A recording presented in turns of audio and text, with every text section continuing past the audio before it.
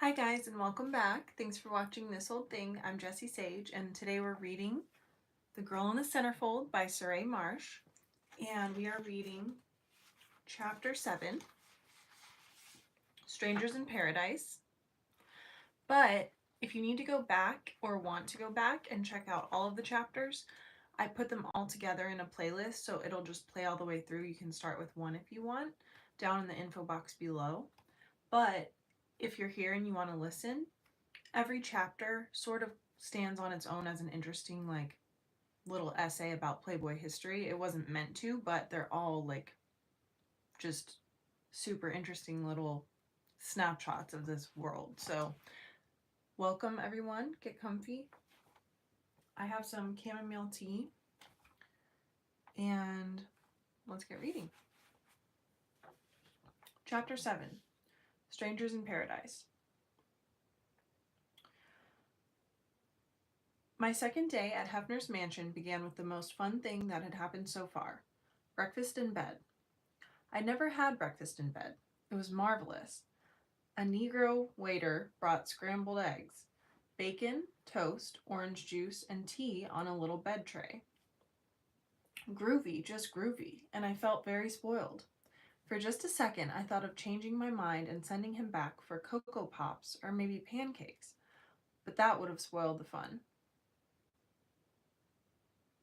I think she's referring to those kids that made her make all those breakfast things. Munching my toast, I felt encouraged. Maybe my adventure in Hefnerland would turn out to be an adventure after all. Then I remembered I was to go to the Playboy offices to start posing in the buff again, and my enthusiasm vanished.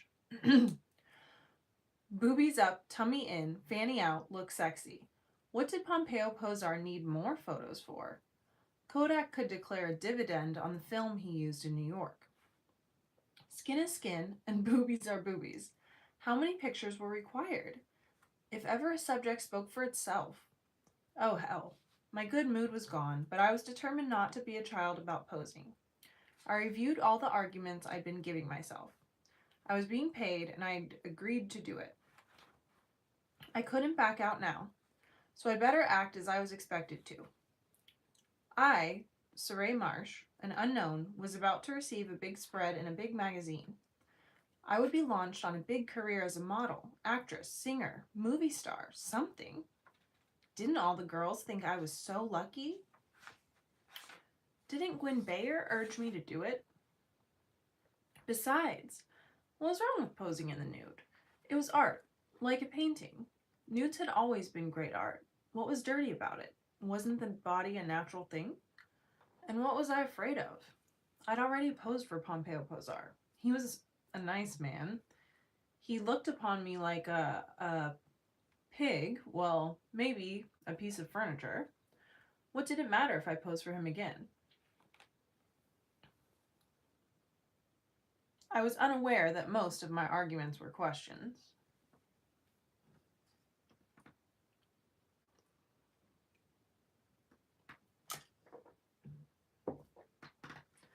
I dressed, ordered the limousine, and went to the Playboy offices on East Ohio Street. If Hefner's house is the heart of the Playboy empire, the magazine offices, Playboy was just then starting to move into an appropriate skyscraper with a big beacon on top. The magazine offices were the elbow. From the outside, the Ohio Street building was not much to marvel at, the yellow brick somewhat on the dingy side. From the inside, the impressions were a bit different. A great many people worked there. All were young. All were slender. The girls were uniformly stacked.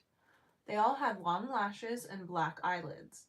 As a girl who doesn't use much makeup, it struck me that enough mascara and eyeshadow was used in that building to paint the Great Pyramid of Cheops, with enough left over to make the Sphinx look like Elizabeth Taylor. Everyone was very busy. The men seemed constantly hunkered over desks, cuffs rolled up, pencils stuck behind their ears. The girls raced from place to place, armloads of manila folders pressed against their maiden forms. Typewriters clacked, phones rang, doors opened and closed. I felt utterly useless. All I knew how to do was say, "Good afternoon, welcome to the Playboy Club." Oh, yes, and stick my fanny out while looking sexy. One other impression. The offices had a severe lack of cordiality. So, I was Surrey Marshe. So, I had an appointment with Vincent Tajiri, the picture editor. So, big deal. Vince Tajiri was very nice. He was slight of build, with a certain oriental inscrutability about him. Okay, sorry if there's like seemingly racist things in this book, because, you know, it's from 1969, so that's what they wrote. As befits his Japanese extraction. I was introduced to various people in the picture department. I didn't learn their exact titles until I looked them up later, but they were Bev Chamberlain, associate picture editor, Marilyn Grabowski, assistant picture editor, Pat Pappas, who was in charge of rights and permissions, whatever that means, and two photographers, Larry Gordon and Alexis Urba.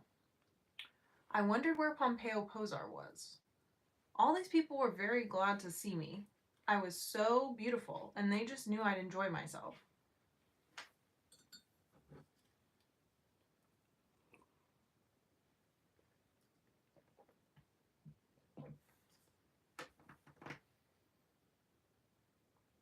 There were lots of questions asked. One type went like this. What did I think of the mansion? Was I in the red room? Was I having a good time? Had I ever seen a place like it? My answers went like this. Thrilling. No. Thrilling. No. The other type of questions were personal. Where was I from? When did I come to America? And how? And why? How did I like America? New York. Did I like being a bunny? Wasn't the costume a gas? Did I like Chicago? I lied only a little. After all this, I was taken to lunch.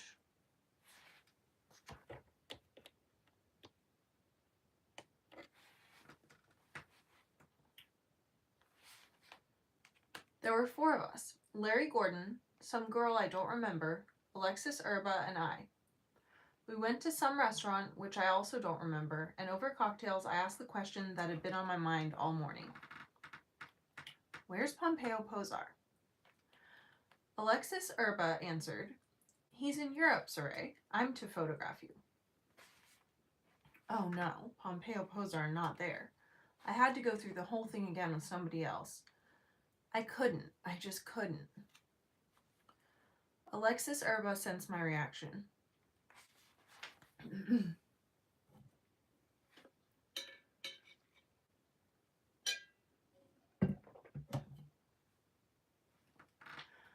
I can tell you Pompeo was none too happy about missing this assignment. He feels he discovered you. You made quite an impression on him. And you do on me. Look. I looked. Alexis Urba was rather handsome, blonde, with horn-rimmed glasses. He was of medium build and seemed friendly enough. He was only 25, but he struck me as more mature than that. I figured he was of Greek extraction because of his name, but I learned later he was Latvian. Look, Surrey, I know how you feel, but everything will work out okay. Believe me.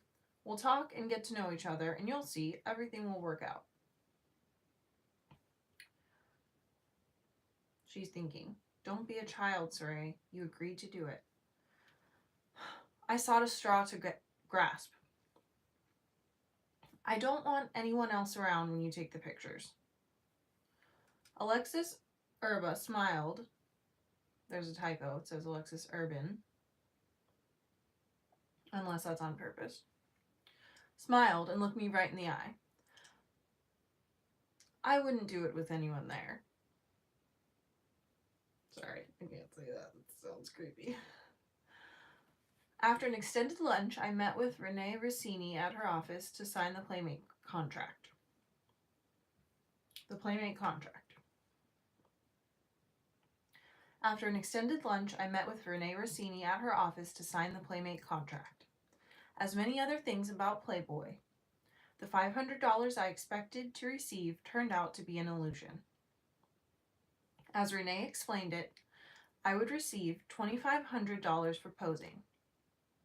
The remainder was earned by doing Playboy promotions, such as opening haberdasheries and appearing at Playboy clubs.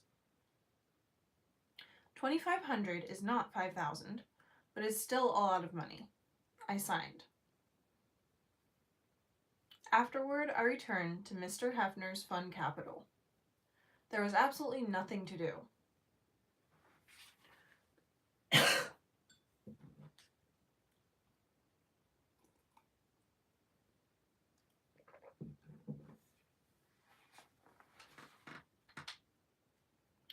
I sat in my room a while and tried in vain to take a nap.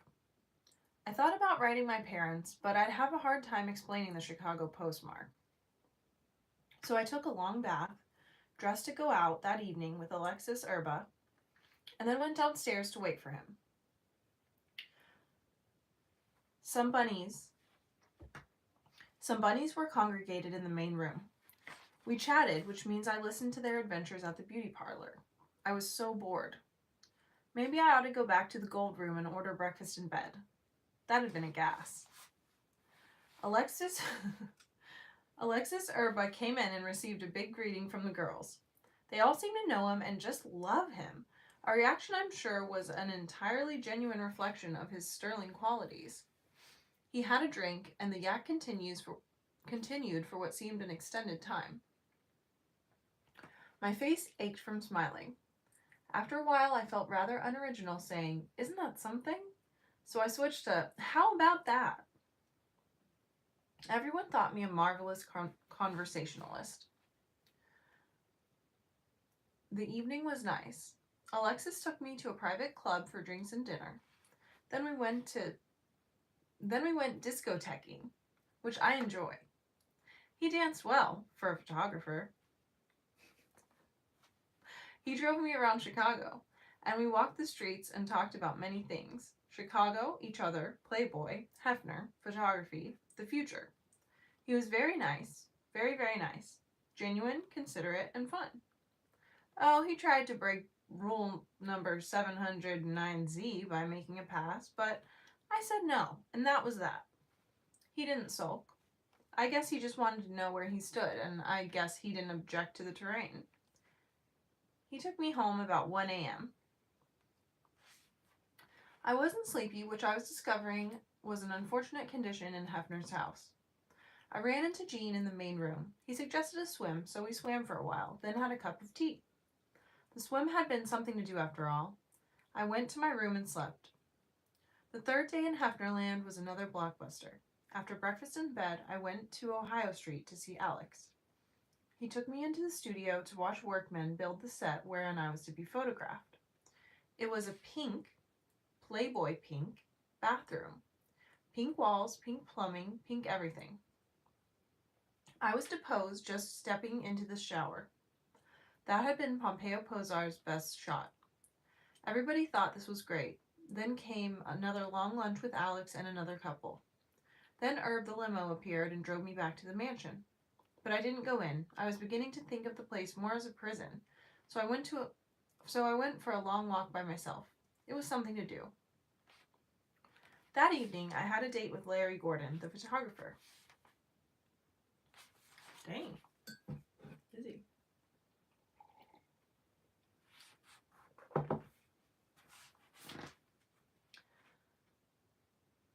She's like, "I'm so bored. Like, if I had to go to that many different things, I would be so stressed." That evening, I had a date with Larry Gordon, the photographer.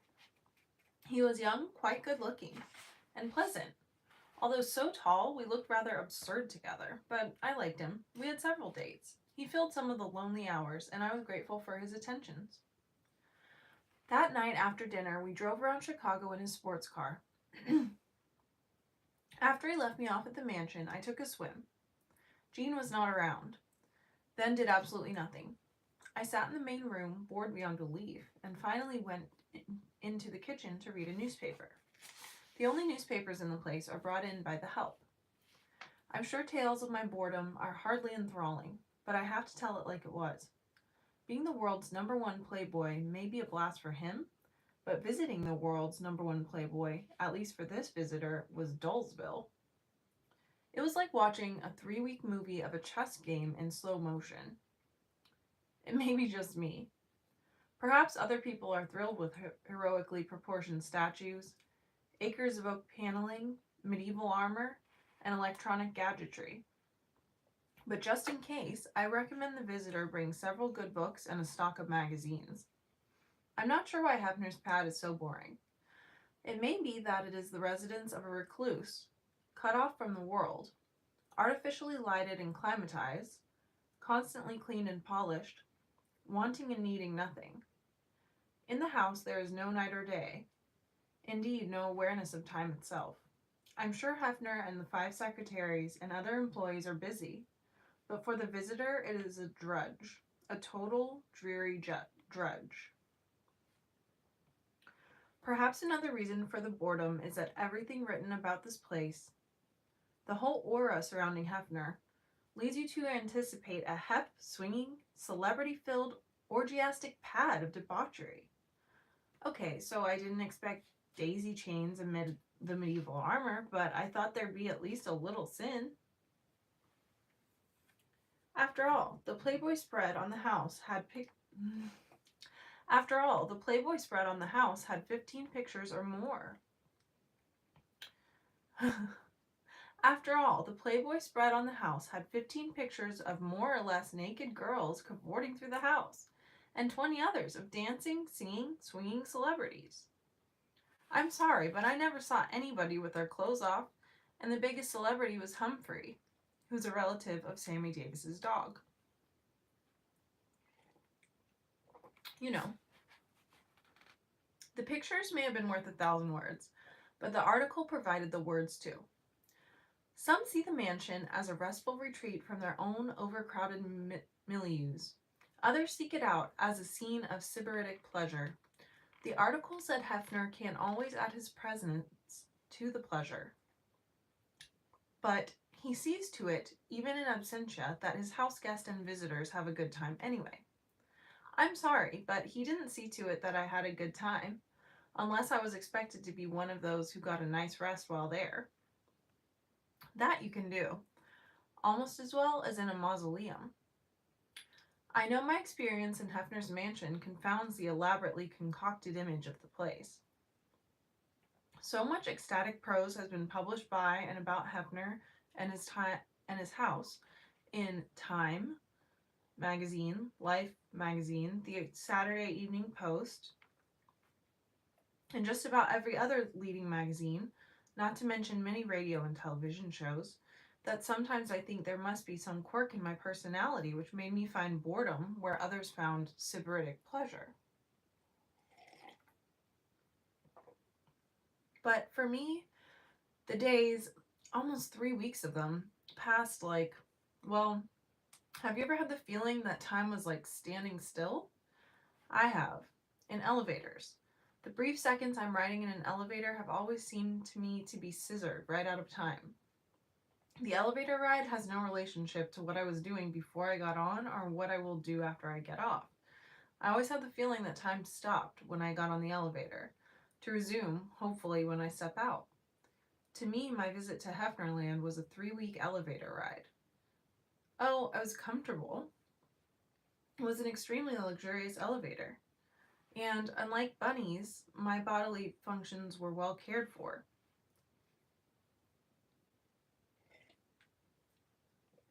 Anything you want, anything.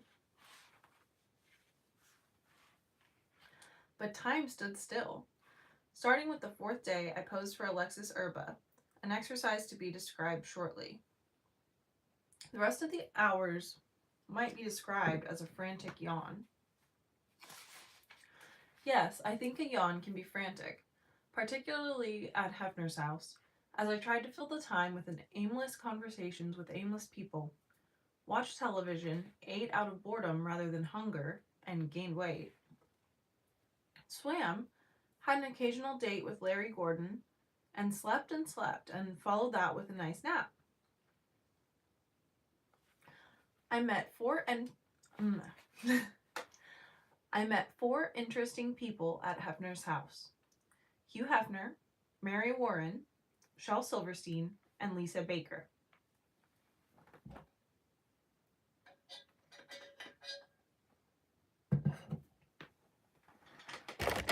Ooh. Just kicked you guys, sorry.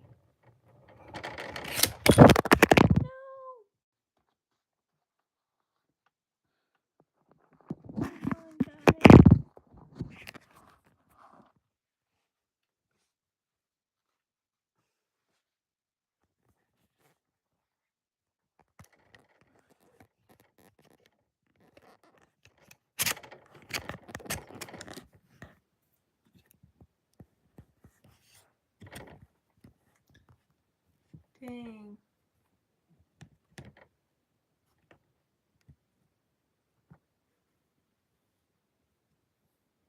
Okay. Let me get you guys back in.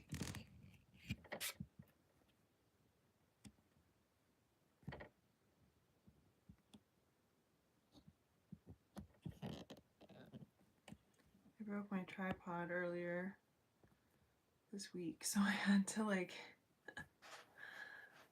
wing it. Okay.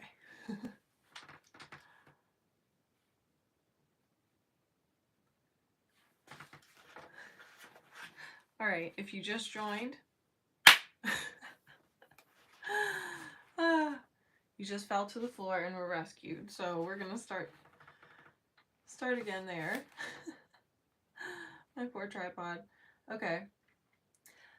I met four interesting people at Hefner's house: Hugh Hefner, Mary Warren, Shel Silverstein, and Lisa Baker. I have no startling revelations to make about Hefner. If any reader bought the book in anticipation of such, I'm sorry. I doubt if there are any startling revelations that could be made about Hefner. After all, he has had cover articles in almost every publication. Every major publication. He writes for his own magazine and is written about in it. He's appeared on television many times and been the subject of movies. Considering the fact that he's only about 40, all the publicity must have covered just about every breath he's ever drawn. I have no startling revelations to make about Hefner because I had very little to do with Hefner. I saw him or met him only on 4 occasions, all in the company of other people. The entire conversation between us consisted of little more than hello. I know the public image of him is that of a great sexpot, possessor of a private harem of bunnies, and employing a sizable staff who scour the globe to select the most desirable females as playmates for him.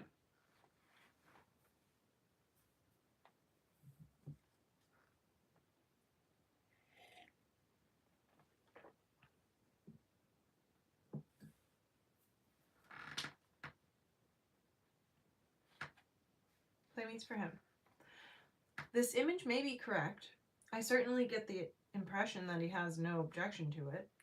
But I don't believe the image any more than the tales of the sybaritic pleasures of his house.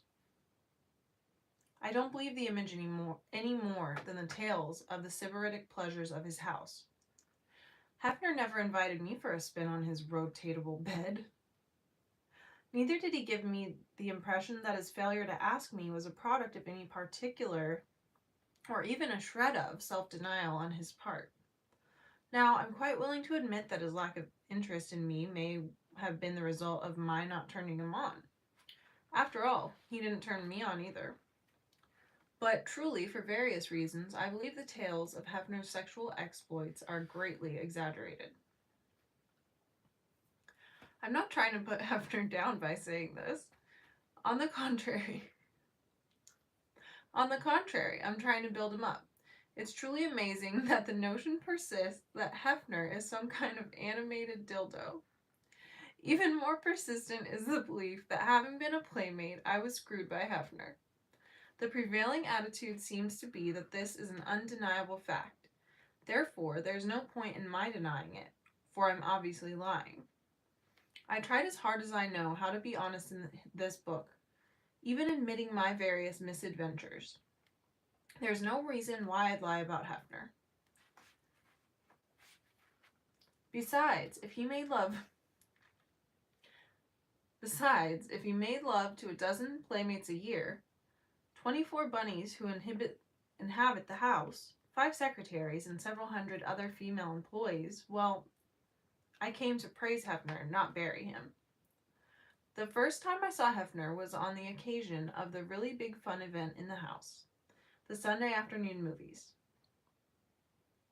About 6 o'clock, the furniture in the main room was rearranged to face the giant movie screen, and all and sundry guests, friends, and employees gathered. I sat at the rear to await, along with everyone else, the arrival of Hefner. A few minutes elapsed, then he appeared, Mary Warren, his special girl, at his side. He was attired in dark pants, mustard-colored sweater with a Playboy emblem decorating his breast, and a pipe. He was a handsome enough-looking fellow with a slender figure and a bony, angular face with deep-set eyes, sharp chin, and prominent cheekbones. He was very relaxed and friendly, speaking or nodding to people as he entered, and reclined in a huge, pink, overstuffed chair reserved for him in the front row, right beside the freestanding 15-foot stereo hi-fi. Mary cuddled up beside him. Then he pushed some buttons at his side, or flicked them, and the movie screen came down, the house lights were lowered, and the film rolled. It was all very impressive. I had the feeling that even King Olaf would envy such a scene. The members of the royal household and faithful retainers gathering on a quiet Sunday afternoon to share a bit of diversion with His Majesty. When the movie was over, I don't remember what it was or anything about it. I saw Alexis Urba sitting in the front row, across the freestanding stereo hi-fi from Hefner.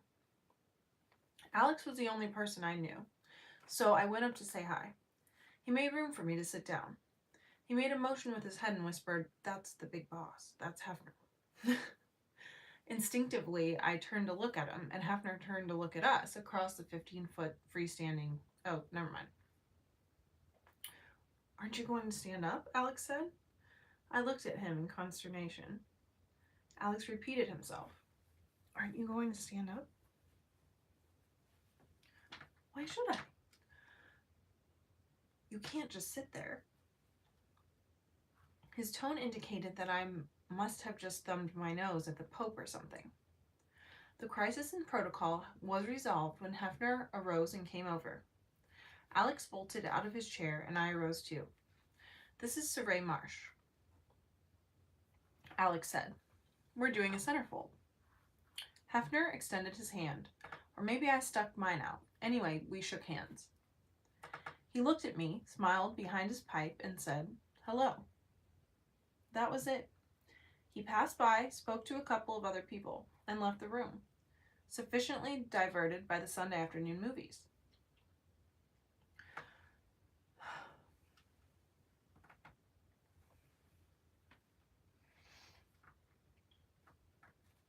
The entire incident was unreal to me, and still is.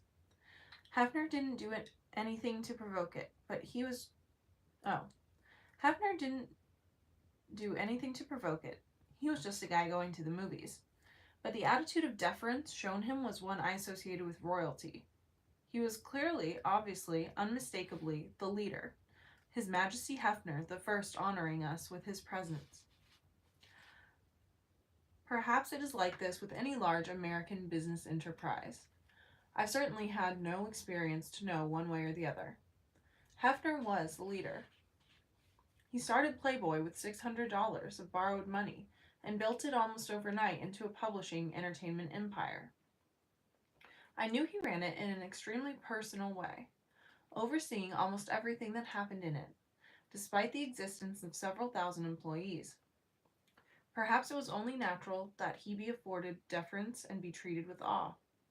Yet I couldn't escape the feeling that it was strange. My other encounters with Hefner were equally brief. He appeared in the main room once while I sat there with some bunnies. He wore golden, Japanese-style pajamas, no robe. He said something to somebody and, like a ship passing in the night, departed. It was enough to plunge the bunnies into paroxysm of chatter. "What a man!" exclaimed one girl. "I just wish he'd look at me one time." That seemed to be the consensus. A night with Hefner would be some kind of libidinous nirvana. I said he didn't turn me on. He strikes me as a cold man. They stared at me as if trying to figure out which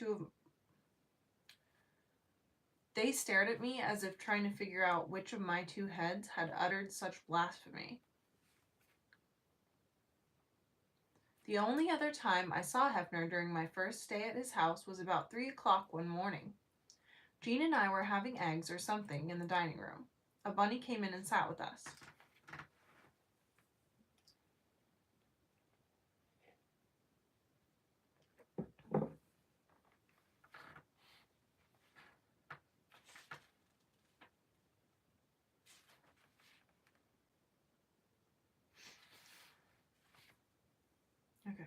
A bunny came in and sat with us. A few minutes later, Hefner appeared and also sat. He was attired in light blue pajamas with a gray stripe and a pipe. Again, no robe. The house may have impressed me as a museum, but Hefner's attire clearly indicated he felt right at home. Hefner and Jean launched into an earnest discussion of the dirty movies Jean was working on. It was an insider conversation about some films I had not seen. I had the impression they were obscure films which hardly anyone had seen. Hefner and Jean had. They shared various opinions about the artistic merits of the performances, direction, etc. As an outsider to this discussion, I tried to listen and follow it and be interested, but it went on, and I got so bored with it. I didn't want to be rude, but at 3 a.m. I felt I was entitled to at least one stifled yawn. Hefner didn't notice. Sitting across the table from Hefner, I formed several impressions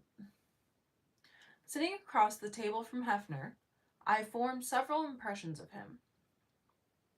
I have no idea if they are correct. I'm willing to believe they are all quite wrong, for they are based on my own fleeting observations of him. That which has been written by and about him, and conversations about him with other people, all of whom universally adore him.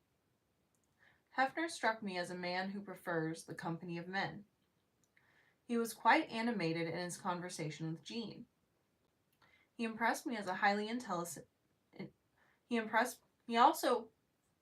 impressed me as highly intelligent and perceptive about movies, although, as I say, I knew nothing about the subject. Hefner was aware that the bunny and I were present. We were included in the conversation as listeners. I had the feeling I was a decoration, a toy, attractive, nice to have around, like a lamp to be turned on and off and used when needed.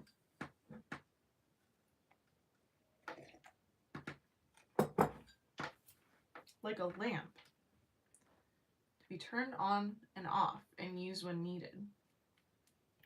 I had the very strong impression that he is a secure man, very sure of himself. He certainly does not want for funds. As editor-publisher of an extremely successful, much-copied, and influential magazine, there is not about to be anyone to say no to him.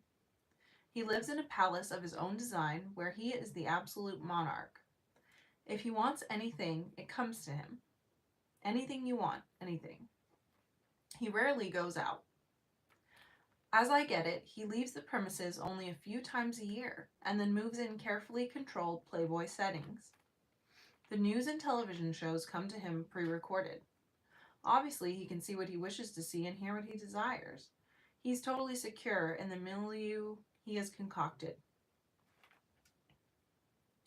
The fact that he felt the need to manufacture the milieu, is that how you say it? Would indicate that he is not secure in other situations. His security also extends to women. He was not interested in me. His gaze, his manner told me that. But his gaze and manner also told me that if at any time he altered his views, he could have me and would. I felt that very strongly, but that was his opinion. Hefner also seemed to me to be an extremely self-conscious man. I'd said he was a cold man. That may come from his lack of spontaneity. Everything, every word, every gesture, every effect is so controlled, so deliberate, that I had the feeling that it had all been programmed somewhere. He was like a man aware that he was being constantly photographed and recorded. He was on camera all the time. He seemed to have a personal, private watchbird watching him. I had the feeling that he must be afraid to sleep, for he wouldn't be able to watch himself then. I guess he could take movies and run them back later. If someone who knew Hefner better said I was all wrong about these impressions, I would not argue. Someone who does know him and better and probably would argue is Mary Warren, Hefner's special girl. Of all the people, male, female, and questionable, that I met in Hefner's house, Hefner's offices, Hefner's clubs, she was by far, far, far the nicest.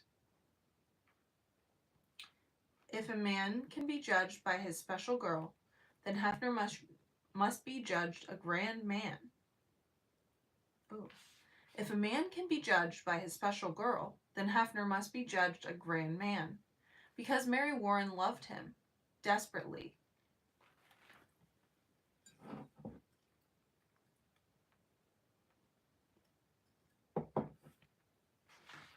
This is really interesting. Okay.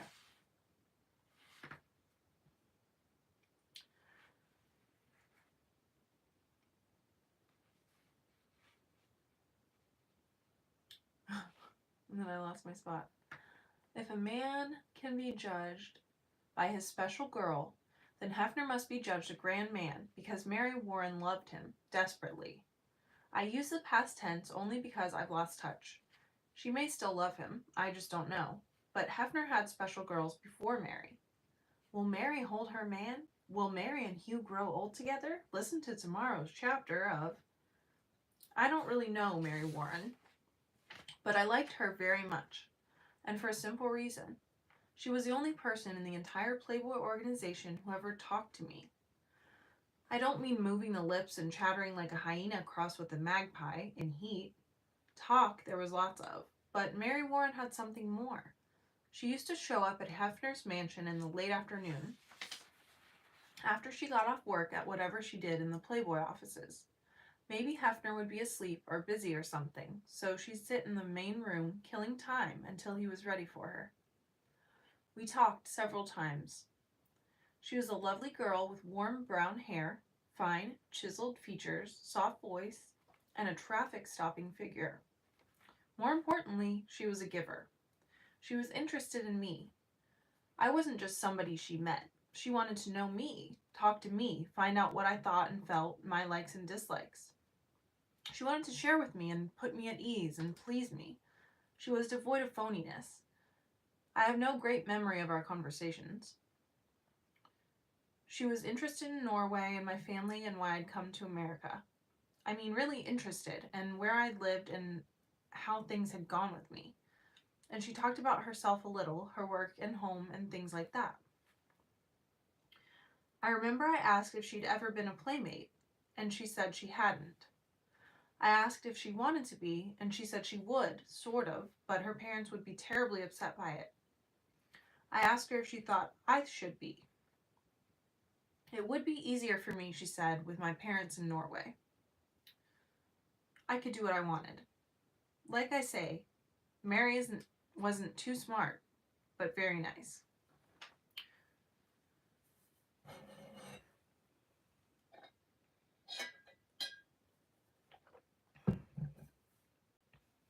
Wow, this is a long chapter.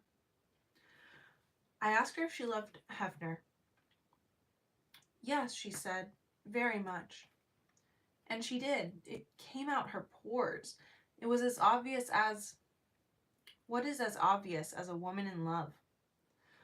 Every time I was with Mary Warren, I felt sad. I was so sorry for her. And I had no business doing so. It was her life, and I had no idea what went on between her and Hefner. I'd heard that the special girl was a one-way street, and that other males were expected to give wide berth to her, but that Hefner had no such restrictions placed upon him in regard to other females. Even if that was so, it wasn't what saddened me. Here she was, a lovely, giving person, madly in love with a recluse. He never took her anywhere. Loving him was a total waste of her loveliness, givingness, and youth. She was 22 and had been his special girl for 2 years. I had to believe she must be getting something out of it, but where was it going and how would it end? That saddened me. One of the fixtures in Hefner's mansion is Shel Silverstein. Shel Silverstein goes with the house. Shel Silverstein goes with the house like a medieval armor or Humphrey or the tiger skin rug in the blue room. That statement reflects the fact that he is frequently in the house, has some girth to him, and is rather outlandish. The most interesting thing about Shel Silverstein is that he is a walking ego. I had the feeling that everything about Hefner was contrived, but the effect was very low-key. I had the same impression of Shel Silverstein, but the effect was that of a Bavarian brass band playing in the nude for a requiem high mass. Shocking, ludicrous, and sad. It is difficult to imagine anyone else in the world like Shel Silverstein. He's a big man with important shoulders and a noteworthy chest. He shaves his head a la Yul Brynner and sports a full black beard and mustache, separated by flashing white teeth. The visual effect alone stunned me. Then he came on very strong. He had the demeanor of a chief performing his duties at the annual impregnation rites for tribal virgins. That's to say that Shel Silverstein is a caricature of masculinity.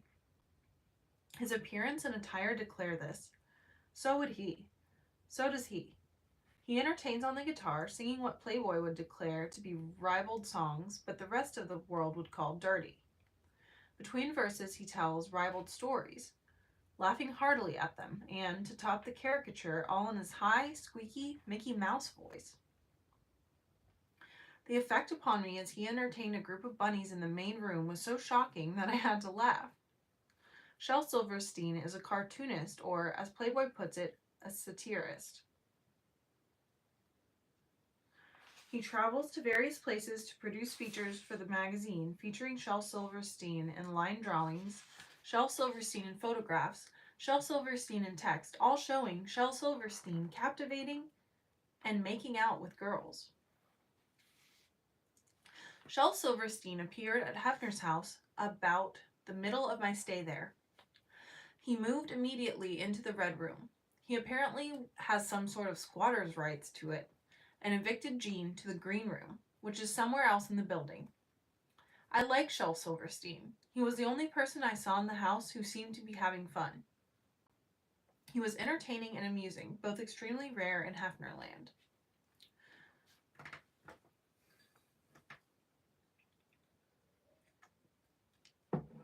At the conclusion of one of his song fests, he invited me to tour the Red Room. I told him I'd seen the Red Room. Then he invited me to see the cartoons he was working on. That might be interesting, so I went. I saw his cartoons. They were interesting. Shel Silverstein was not interested in my critical opinions. My impression was that he was interested, hardly in me, but in certain other talents he felt certain I possessed. I denied such talents. He wanted to know what was wrong with me. He expressed the opinion that everyone had the ability. Shel Silverstein did not seem to want to leave a girl in doubt as to his interests. I told him his interests weren't my interests. I think that dampened his enthusiasm for me, but I still liked him. I saw no reason to ignore his other sterling qualities. Lisa Baker, as every devotee of Playboy knows, was Playmate of the Year in 1967. A Playmate of the Year is supposedly the best of the girls who appeared in the previous 12 months. Playboy carries on the fiction that they are chosen by vote of readers, but I doubt if anyone believes it. But the fiction is useful to the magazine because the result is a great deal of skin.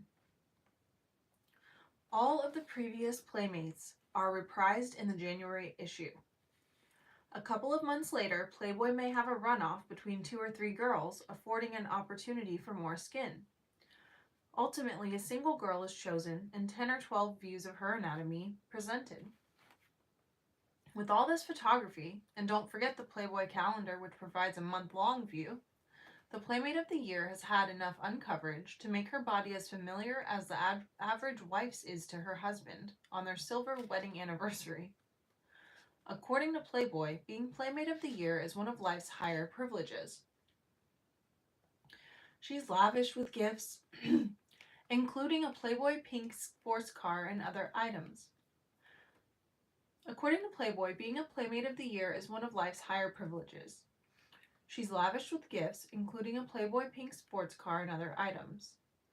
Playboy says all this is worth $12,000, which means the girl either has to be independently wealthy or sell a lot of it to pay the income taxes. She goes on a tour of all Playboy clubs, where she signs autographs and generally shows members how she looks with clothes on. Lisa Baker came to the mansion near the end of my stay, putting up in the Blue Room. We met and had several long talks together. I came to like her better than any of the other Playmates I met. She was a natural, a sweet girl, hardly an exhibitionist. She lived somewhere in the Los Angeles area. While attending a friend's wedding, one of the Fig brothers, Bill and Mel, photographers who have done many Playmate layouts, propositioned her about posing for a centerfold. She needed the money, so she did it. It was also exciting, bold, likely to be interesting, and it would make her feel beautiful. She's not a girl with a big ego. She told me she was scared to death, both of posing nude and of her parents finding out. She changed her name in hopes they never would. That was the situation when Lisa and I met in Chicago. She had posed for the photographs, and they had been accepted, but they would not run in Playboy until the November issue. She was in Chicago to do her first Playboy promotion, and quite excited about her pictures coming out and the promotions. Lisa and I have kept in touch since then, and I know a little about her. When the November issue came out, she was not pleased with the picture. Playboy reshot the whole series of photographs.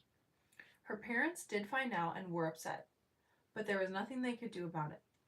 I know Lisa was thrilled at being chosen Playmate of the Year, and it is my understanding that she has since become rather bitter, although I don't know the cause of it. But what do the readers of Playboy know of Lisa Baker? When she appeared in the August 1967 issue as Playmate of the Year, Playboy declared she had, quote, outstripped her able-bodied competition in a Playmate playoff. Really? Outstripped her able-bodied competition. That's hardly fair to a girl like Lisa. She was shown in a pink mini-suit beside her Playmate pink Plymouth Barracuda. That was her reward for her title. Below that, spread over 2 pages, was a life-size, booby-to-head photograph of Lisa on her back, eyes closed, lips slightly parted, lasciviously offering her nipple to millions of men. 3 of the next 5 photos show her in what is obviously a man's apartment, her clothes casually discarded on a chair. In one, she's on her knees, fanny out, boobies up, elbows resting on the top of the phonograph, hair tousled, looking at the reader as if to say, "Are you sure you want to listen to music?" Another photo was her in the chair, pool table in the background, and Lisa, dewy-eyed, beseeching that other games be played. Still another has her leaning over the side of the chair, begging the reader to please sit down. The other 2 photographs were taken in a bedroom, one of them a silly pose with Lisa sucking on a sheet. None of this portrayed a nice girl I knew. The nice girl I knew. I met a few other Playmates. Sue Bernard was nice enough, but she seemed silly to me, always giggling like a child. Kelly Burke impressed me as a housewife and a mother. Kelly Burke impressed me as a housewife and mother, for that's exactly what she was. She had a husband and child at the time she posed.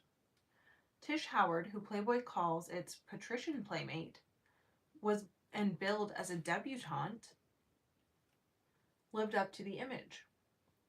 Her folks apparently had money. She was dressed to the hilt and wore a fur. She struck me as a snob. Allison Parks, who I met only briefly while she was on tour as Playmate of the Year, seemed hard and unfriendly. I've met one other Playmate. She struck me as a show-off. She was a short, hippie girl with one physical attribute, a huge bosom. I saw her in a discotheque one night, surrounded by a half-dozen guys at a table. She wore a dress scooped to her nipples. Despite that, she felt the need to put on a show, which culminated in her ripping off her wig and flinging it around. Despite that, she felt the need to put on a show, which culminated in her ripping off her wig and flinging it around while she did a coochie dance. That's the end of the chapter.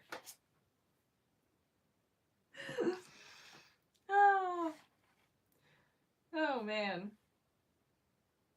And the next chapter is chapter 8, Alexis Urba. So it looks like she's going to be doing her Playmate shoot. So thank you guys so much for listening. I would love to know your thoughts below on that chapter or how you're enjoying the book in general. Please don't forget to subscribe so that you get notifications when the next chapter comes out. And check out the playlist that has more videos from this book. Thanks, guys. Have a great night.